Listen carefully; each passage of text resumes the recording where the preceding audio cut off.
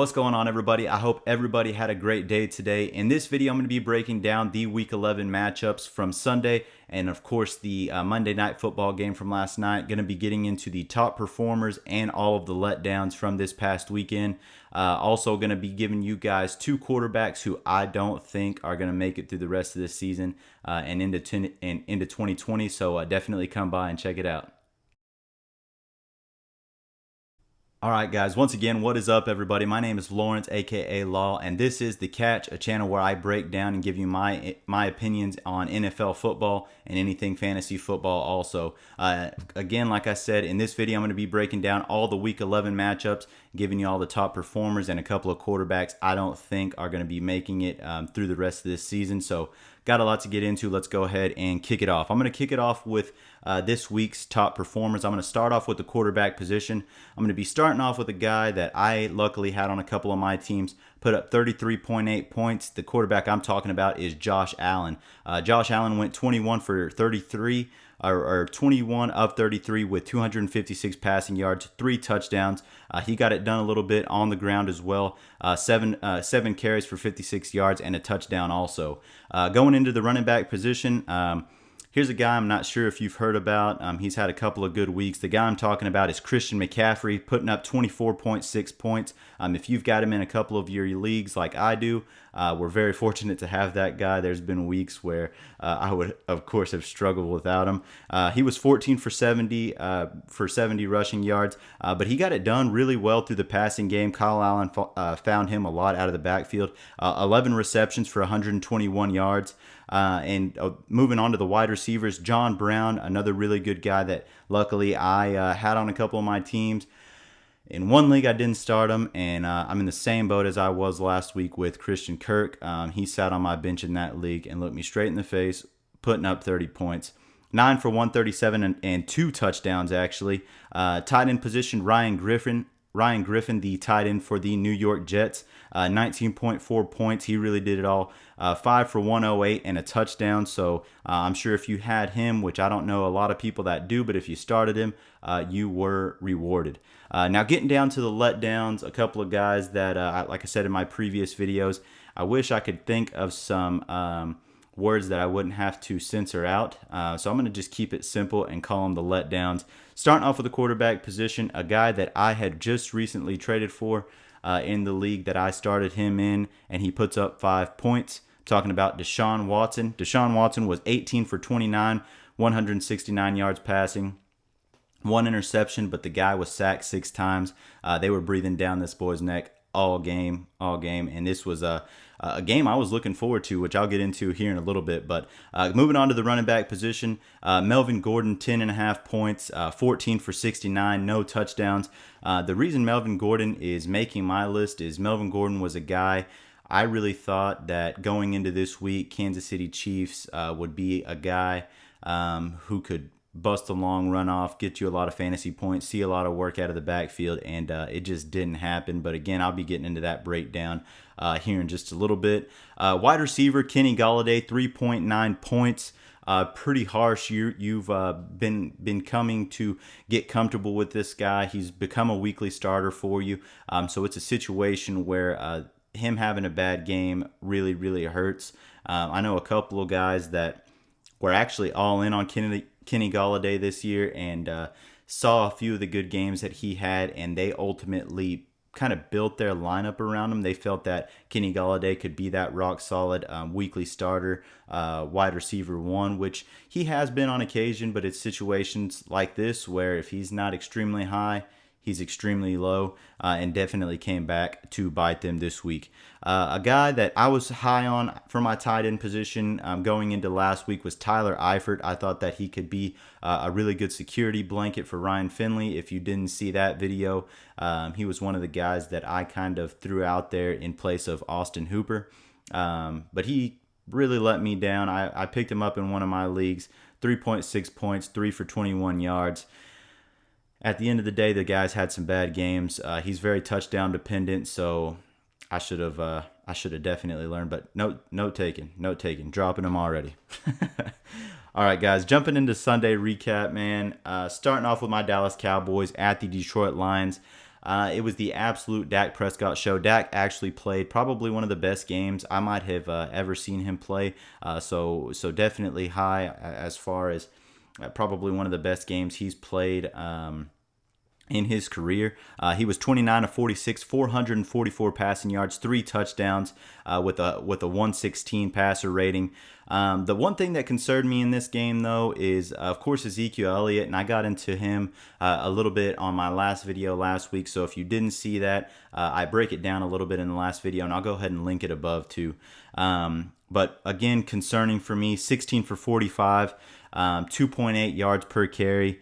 And this was a situation where I really thought that, with the struggles that we had last week against the Minnesota Vikings, not being able to run the ball, I really thought that we were going to come and, go to Detroit and try to establish the run a little bit more, but it just got stuffed again. Luckily, Michael Gallup was there to kind of back us up. I wish I would have wrote down his exact stats, but Michael Gallup was there to help back us up. I think he went off for about $150, somewhere along those lines, and Randall Cobb went off for about 115, 125, something along those lines. So big day from a couple of our receivers that we really needed their help, with Amari Cooper being sidelined kind of off and on with the lingering injuries that he has. But ultimately, we got the win. It wasn't pretty, but we got it done. Cowboys over the lines 35-27. Moving on to the Jags at the Colts, the run game was all in on this one. So total opposite of the Dallas Cowboys. Marlon Mack, 14 for 109 and a touchdown. A gentleman by the name of Jonathan Williams, 13 for 116. Combining for 225 rushing yards in the game. Combined, they went for 8.3 yards per carry. Pretty easy win for the Colts. They were pretty much all over the Jaguars from the very beginning. Nick Foles had a very decent game. DJ Chark also had a really good game too. Ultimately, Colts over the Jags, 33-13. Bills at the Dolphins, big passing day, of course. Like I said, Josh Allen was was my top performer at quarterback. 21 for 33 again, 256 yards and 3 touchdowns. He found John Brown on 2 touchdowns, 9 for 137. So an extremely big day from him also. Like I said, unfortunately, I had him in one of my leagues sitting on the bench, but it is what it is. Bills at the Dolphins. Bills over the Dolphins, 37-20. Broncos at the Vikings was a little bit of a sweaty matchup for you Minnesota Vikings, and I don't want to hear it because I know y'all are sweating y'all's asses off. They actually came from behind. They went into half leading. The Broncos went in at halftime leading 20-0. Let me see here. Dalvin Cook was stuffed pretty much all game. 11 for 26. He did manage to score a touchdown. However, the opposite story is going to be Kirk Cousins has been doing his thing for the last several weeks, and I was extremely high on Kirk Cousins coming into this year. I felt like a lot of people were sleeping on him, and he's definitely showing us why. Putting up huge numbers, 29 of 35 for 319 yards and 3 touchdowns. Stephon Diggs still doing his thing with Adam Thielen being out, 5 for 121 and a touchdown. Vikings actually moved to 8-3 on the seasons, and Cousins actually has 5 straight games with no interceptions and 12 touchdowns in the last 6 games. 5 straight games with no interceptions, 12 touchdowns in the last 5 games. Vikings over the Broncos, 27-23. Saints at the Bucks, a game that I thought would be a fairly decent matchup for, of course, fantasy purposes. But Saints were all over the Bucks, 37-14. Breeze went off 28 for 35, 228 yards, 3 touchdowns. Michael Thomas has been an absolute maniac at wide receiver this year, 8 for 118 and 1 touchdown. Michael Thomas's sixth game this season over 100 yards, 4th consecutive game with over 100 yards. So the guy has been eating all season long, and he's continuing to do so. On the other side of the ball, though, guys, a guy who's been struggling, and a guy that I was high on this year. I felt like with Bruce Arians going in, he'd kind of be able to take Jameis Winston under his wing, kind of show him the ways, kind of like Carson Palmer, just kind of show him the ways. Don't turn the ball over. And he's doing the complete opposite. Turning the freaking ball over. 30 for 51, 313 yards, 2 touchdowns, 4 interceptions, guys. And I'll get more into that here in just a little bit. But not looking good for Jameis Winston. Not looking good. Jets at the Redskins. Jets handle business on this one, 34-17. Sam Darnold, 19 for 30. 293 yards, 4 touchdowns. Dwayne Haskins getting his first start at the Redskins, 19 for 35, 214 yards, and 2 touchdowns. Not too bad, but Dwayne Haskins is sacked 6 times on the day. He's actually caught on video. I don't know if you guys seen it floating around. If you haven't seen it, slap it into Google. But basically, he's on the sideline with his offensive lineman saying something like, what can I do to help you guys?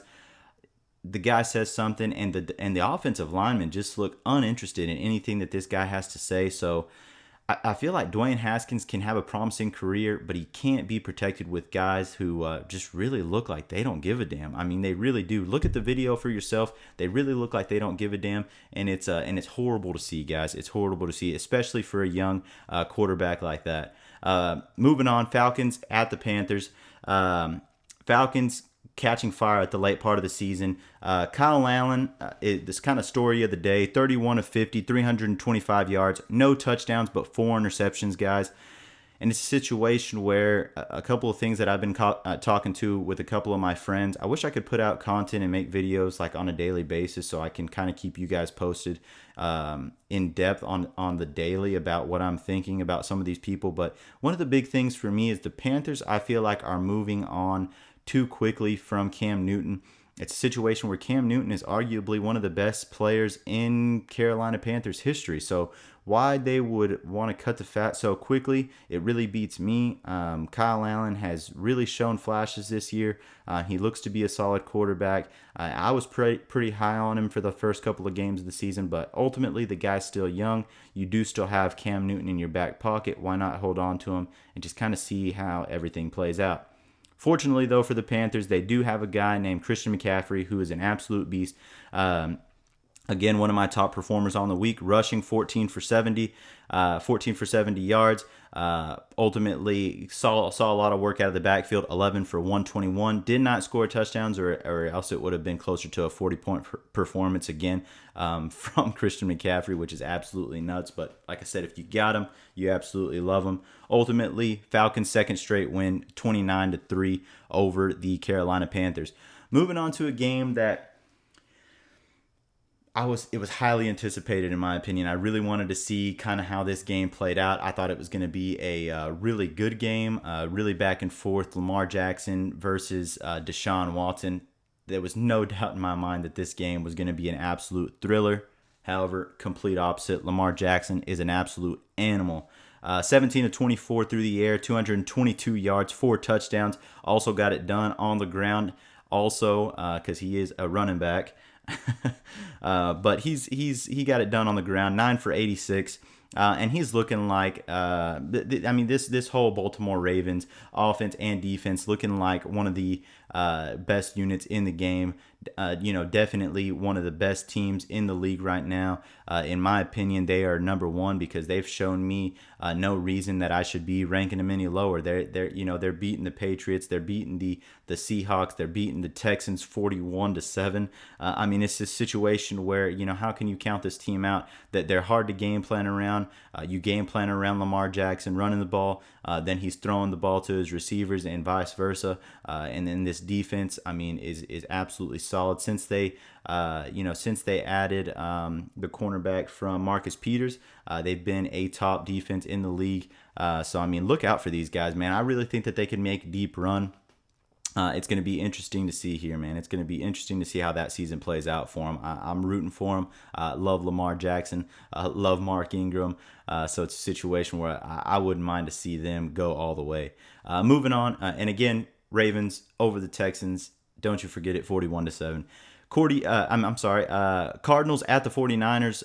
49ers actually fight back. Another team that fought back from a halftime deficit. Jimmy G going off 34 for 45, 424 yards, 4 touchdowns, 2 interceptions. Deebo Samuel with Emmanuel Sanders being hurt. I was a little skeptical about it because I really didn't know how that was going to play out for him. I felt like probably he was going to be shadowed by Pat Pete, who I've always really liked Pat Pete. So I don't know if it's just a situation where I think that Pat Pete is definitely still one of the elite corners in the game, but that boy's getting worked. Deebo Samuel, the rookie, 28 for 134, no touchdowns. But if he would have got a touchdown, it would have been a massive game for Deebo Samuel. Probably would have been my one of my top performers of the week. Final in that one was 36-26, but a little funky how that one ended. Kyler Murray and the offense did try to do kind of throwing it short and then try to do the lateral thing. Ultimately ended up with a fumble recovery for a touchdown. So that one should have been a little bit closer than actually what the score says there. But moving on to possibly the most boring game of the weekend, Patriots at the Eagles. Brady, 26 for 47, 216 yards, no touchdowns. Believe it or not, if you would have told me that, hey, Julian Edelman would have the only passing touchdown for the New England Patriots before the game started, I would have called you an effing liar. But ultimately, that's how it ended. Edelman had the only touchdown of the night to Philip Dorsett. Wentz, 20 for 40, 214 yards, 1 touchdown. Again, guys, both teams really struggled on offense. Late in the game, Wentz is really trying to get it going, gets one more drive going, finds Nelson Aguilar in the back of the end zone, and what does he do? Hits him in the hands. Shame on you, Carson Wentz. How are you going to hit your boy in the hands like that? And he drops it. Ultimately, that ended the game pretty much right there. Patriots over the Eagles 17-10. Bengals at the Raiders. David Carr been having a really solid season. Going a little bit under the radar, but nonetheless, he's having a really good year. In this game, 25 for 29, guys. So 4 incomplete passes, 292 yards, 1 touchdown, and actually rushed for a touchdown. Also, Josh Jacobs is having an extremely good rookie season. He keeps it going, 23 for 112. Did not score a touchdown, though. Final on this one, 17-10. Prayers go out to Auden Tate, who took a pretty vicious hit going across the middle, had to end up being carted off the field. But I go into that, of course, here in just a little bit in the injury report. Raiders actually moved to 6-4 on the season. Another pretty horrible game, which was a Sunday night football game. And I hate that I'm such a big football fan because I'm just like waiting for something to happen. Like, oh, maybe something's going to happen. There's going to be a big play. There's going to be a big catch. And absolutely not. Both of these quarterbacks are really struggling. Again, Bears at the Rams was the Sunday night football game. And it was a battle of the quarterbacks who are really trying to change the narrative pretty much for their season, and it didn't happen. Goff, 11 for 18, 173 yards through the air, and 1 interception, no touchdown passes. Mitch Trubisky, 24 of 43, 190 yards passing through the air, 1 touchdown, 1 interception. On the bright side, Gurley finally got going this game, 25 and 97 with a touchdown. Final on this one, 17-7. Like I said, in one of the worst games, definitely of the weekend. I saw some college games on Saturday that were a little bit more interesting in that. And if you know me, I'm not the biggest college football fan. Don't know why. I don't know. Never really have been. Moving on to the Monday Night Football game, a game that I really thought that was going to be a good one, and ultimately it was a good one.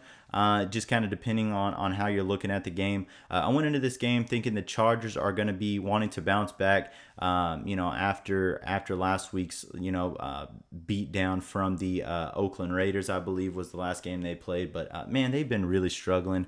Phillip Rivers has.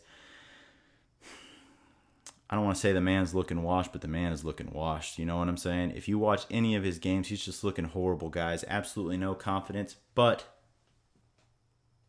that's just kind of a little teaser for what I'm going to be getting into later on this afternoon. Ultimately, let me check kind of the box score on this one here and let you know kind of the final stats on this one. Ultimately, the 49ers, the Chiefs ended up winning that game by a touchdown on an interception to pretty much end the game. Phillip Rivers, 28 for 52, 353 yards, 1 touchdown, 4 interceptions. Get down on that a little bit more here in just a little bit. Patrick Mahomes looked a little sketchy throughout, 19 of 32. They shut him down pretty well, actually really well, considering how well Patrick Mahomes pretty much plays on a weekly basis. 180 yards, 1 touchdown, 1 interception. Tyreek Hill left the game a little bit early with what looked like to be a hamstring injury. It looked like maybe just some cramps at first, but it had to have been maybe a re-aggravated hamstring. I really haven't heard too much about it yet. And then, of course, of course, it's just a situation where, I mean, going into this game, I was really super excited to kind of see how the offense was going to air it out. I mean, they were in Mexico City, 7,500 feet above sea level. So I was really looking forward to see Patrick Mahomes, air it out to Tyreek Hill, man. But I was a little disappointed in that, but nonetheless, what can you do, man? What can you do? Pretty good game though, not too bad. I'll get into it a little bit more here in a little bit. Moving on to the injury report, Marlon Mack was an absolute beast during the game, 14 for 109. Fractured his hand on the day, unfortunately. Had a surgery performed on Monday. Fortunately for the Colts and for fantasy owners, it's not a season-ending injury. He will, however, miss Week 12 against the Texans. I was reading into it a little bit more, and it's pretty unclear who's going to be the next man up. If it's going to be Jonathan Williams, who had a really good game this past weekend, or if it's going to be Jordan Wilkins, who's actually who actually sat out this past game due to injuries. He should be active this week, but it's really too early in the week to know 100%. So Williams actually saw 31 snaps on Sunday with the injury to Marlon Mack. So it's going to be interesting to see how that plays out.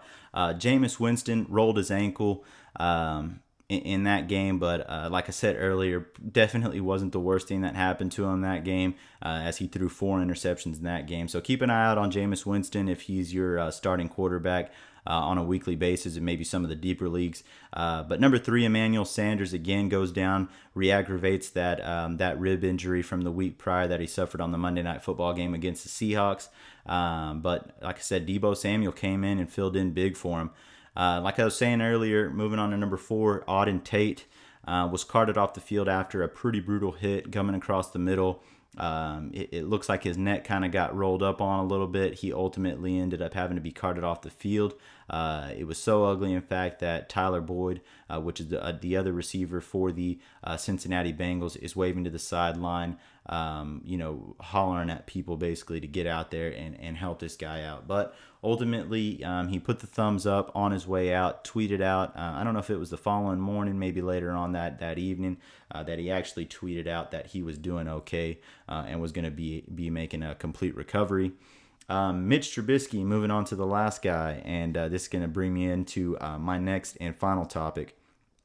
But the Bears stated that Mitch actually suffered a hip injury early on in the game and just kind of progressively got worse throughout the game, which ultimately led to Mitch Trubisky actually being pulled from the game. Trubisky at that point was 24 of 43 for 190 yards, a touchdown, and 1 interception. And like I said, it really leads me into my next topic, guys. And my next topic being a couple of quarterbacks that I don't think will be around. And by being around, I don't necessarily mean like they're going to be completely off the team. Mitch may have a chance at still being on the team. However, I really think that the Chicago Bears pursue another quarterback. I will be extremely, extremely shocked. If Coach Nagy has a change of heart, if the team has a total change of heart on all this, but ultimately everything is trending in the direction that Mitch Trubisky will either be the backup next year or he will not be on the team next year. Let me read you off a couple of numbers that I've been kind of looking up for him. His completion percentage, 62.4, 23rd in the NFL, guys. Pass yards per game, he's averaging at about 175 passing yards per game. There's running backs almost putting up those type of numbers, so that's a little scary. 33rd in the league. 33rd in the league. And I mean, guys, there's 32 freaking starting quarterbacks, and he's 33rd in the league in passing yards per game. That's a little stout. QBR, 37th. Or 37 QBR, 29th in the NFL. Passer rating at 82, which is 26th best in the NFL.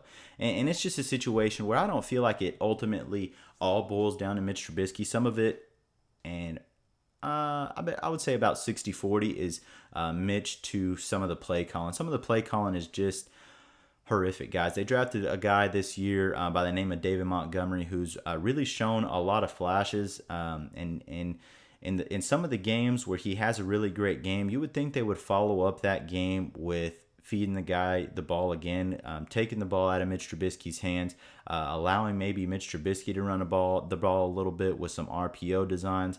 But David Montgomery and Tyreek Cohen are two really good running backs that complement each other. Cohen out of the backfield, and it's just a situation where, like I said, a lot of it boils down to the play of Mitch Trubisky, but at the same time, a lot of it and a majority of it boils down to the play calling of the offense. And it's just a situation where I'm watching last week's game, and like I said, guys, being a big football guy, like I want to watch every play of every game, and I'm just waiting there, and I'm like, man, there's no way that he's going to continue to play this bad, and there's no way that he's going to continue to play this bad, and he continues to play that bad. It's just a situation where I remember on the first play, on his first interception of the day, his wide receiver runs a stop route. Yeah, it's like on the outside of the sidelines, but if he puts it right on the numbers, or maybe in his midsection, he can fall down and maybe catch this thing for a first down, or at least pretty dang close to it.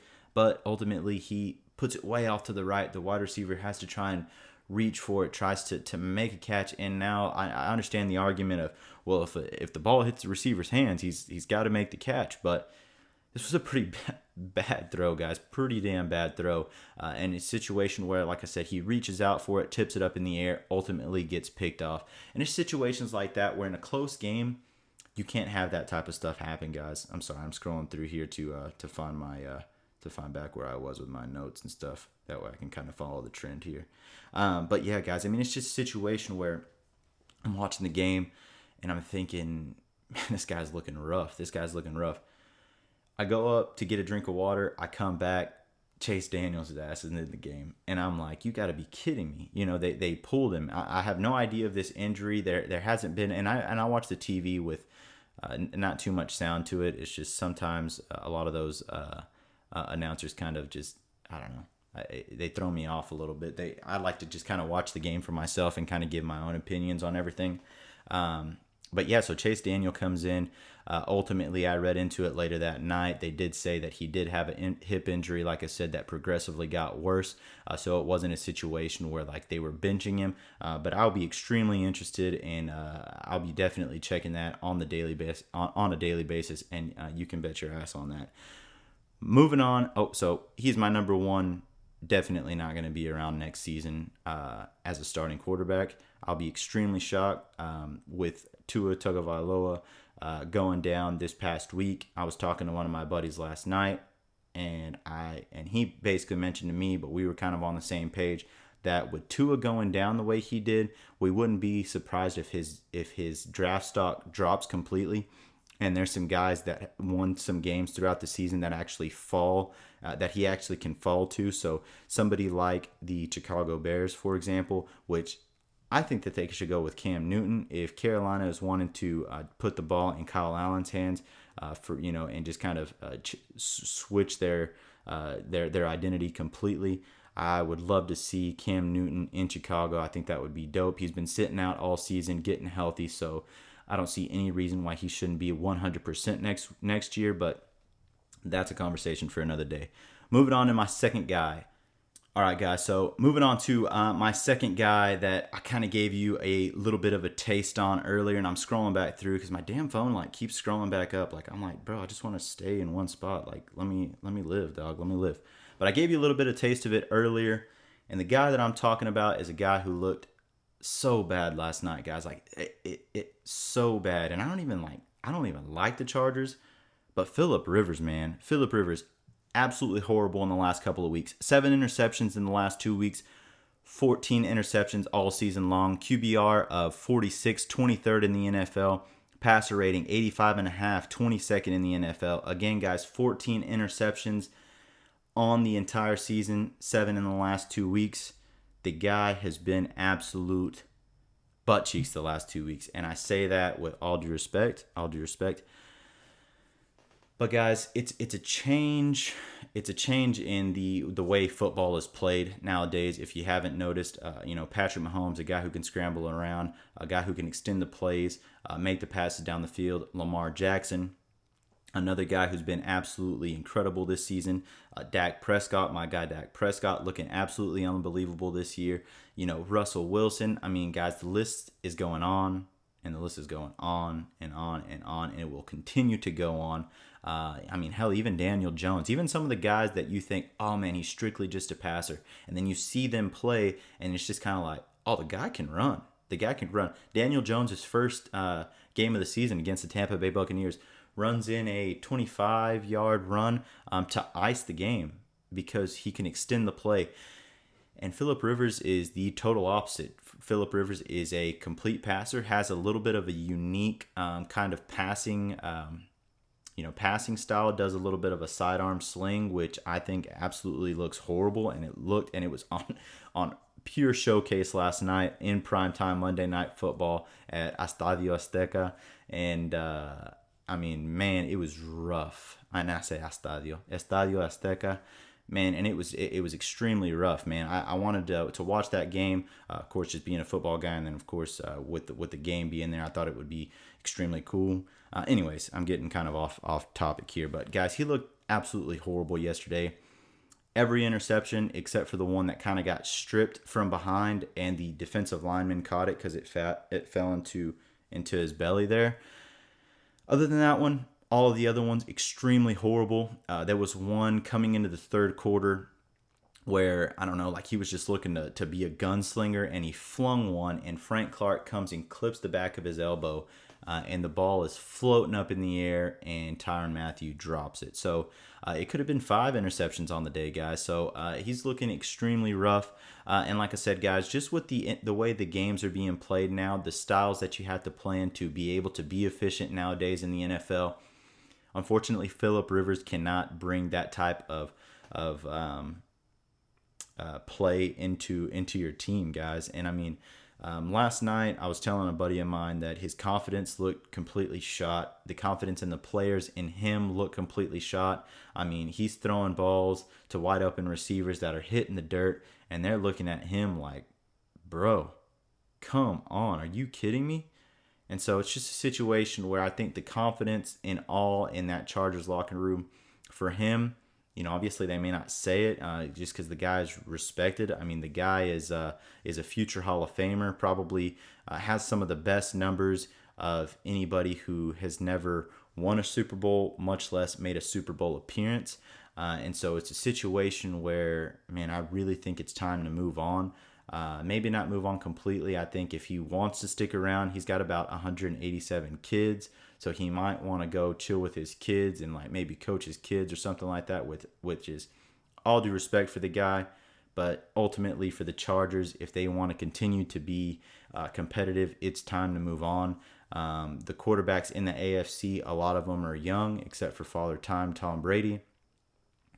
A lot of them are young, and it's just a situation where if they want to be competitive, like I said, it's time to move on. If they don't move on, it's going to be a hard time for them being able to compete in the next several seasons while some of these kids are actually in their prime. So ultimately, guys, that does it for me for today. Again, I hope everybody has a great day. I'm recording this on Tuesday, so if you're watching it today, I hope you had a great day. If you're watching it on Wednesday, I hope you have a great Wednesday. I'll be breaking down the Thursday night matchup and coming in on Thursday. And then, of course, I'll be breaking down all of your Sunday matchups, giving you some of the guys that I'm extremely high on this week, some must starts, some sits of the week, that type of thing. Maybe sit them on your bench. But ultimately, guys, thank y'all so much for coming back to check another video. If you like this content, I encourage you to like the video, subscribe to the channel, tell your friends, tell your family, tell your mama, tell your daddy. Tell anybody if they really like the sports content. I like to dive deep. I wish I could do this all the time. I would dive in more and give you more facts. But ultimately, I come to you guys with all the facts I've been able to find in the short period. I do work like a full-time job and all that stuff, so it's a little bit difficult for me. But again, guys, thank y'all so much for coming by to check out another video. Peace.